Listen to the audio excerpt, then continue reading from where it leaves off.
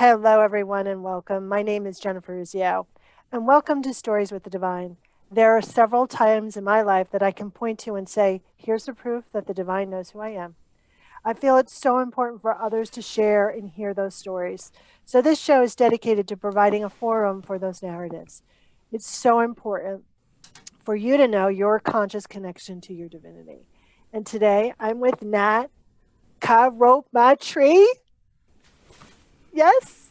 Yes. Yay! And Nat and I have been, I'm going to say friends for a while now. And I think he's just so amazing at opening up and allowing people to really experience that love within, which results in my word verbiage and more receiving. So, welcome, Nat. Thank you, Jen. It's great to be here. I'm so excited. So, we've all had those moments where, in my verbiage, we've like, okay, God knows I exist. And I think it's really important that people understand or hear those experiences so they can acknowledge their own moments and really tap into that ability to have more of them. So, what moment comes to mind for you? Recently, I've been participating in this process called circling, and it's a form of relational meditation. And I think oftentimes as coaches, we come to a conversation and we think that we know, or we think that we need to know how to direct someone. And in these conversations, it's in a sense we're surrendering to the moment and we're allowing whatever's alive within us. We speak to that, and then somehow, like the what we're speaking to helps the other person receive exactly what they need. And sometimes we point to things that seemingly make no sense, seemingly feel like they're out of sequence, but they're exactly what needs to be heard or spoken to create the transformation that's needed. Nice. Yeah. And it's happened so many times that it's helped me trust more and surrender more to life. For me, I used to be, and still am a little bit, like so much of a control freak of like I need to micromanage my life and try to prevent something bad from happening, and it's very exhausting, right? But in the name of receiving, the more that I can be open to life and trust, really trust that in the moment, I'm going to know what to do, or I'm going to be shown what to do. And even if I don't get it this time, it might come the next time. It's okay. And it's helped me relax so much more. So, is this in this meditation practice, has it, in again, my verbiage, brought you to a feeling of being closer to whatever you call your higher power? Yeah. In a sense, it helps me drop out of the mind and realize that this higher power is here always. And that the more that I speak to what is arising in the moment, I'm seeing that this higher power is conducting all the time, right? That it's never not here, and it's like I sink deeper into that presence and I feel that safety, that sense of love, sense of like groundedness, just more myself and this higher power as one. And it just, it's such a beautiful experience. Yeah, and it also sounds very freeing, right? That, Hmm. like for me, when I often go, okay, so I'm just going to hand that over to God. That's what I call my higher power, everyone.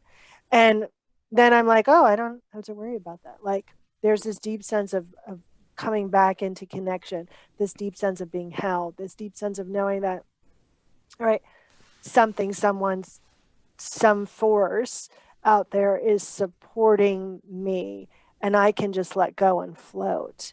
And it sounds like this meditation practice helps you sink into that as well. Yeah, the other thing I want to speak to is how change can happen without a whole lot of doing. So, in this relational practice with myself, maybe one other person or myself and a group of people, sometimes I'm not prompted to say anything and I'm just sitting in silence. And in that silence, the that force embraces us, and it's often exactly what is needed again for whoever for everyone in that group. Love that. So, on your journey of being connected or, you know, letting go of control and being more connected, what are some of those memories that you still cherish as, wow, like when I'm low or I'm feeling the need to control, I float back into or I remember? What is one of those memories that I love to hear? I think for me, uh, it's it's often just kind of like a thought of like, oh, look at this, uh, watch this. I've actually been noticing that a lot more recently, where I might feel stuck, and then I'm drawn to re-listen to a session I had, and that session had exactly what I needed to hear.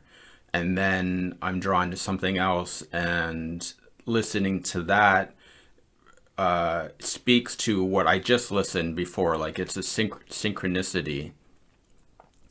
So that's often how it comes for me.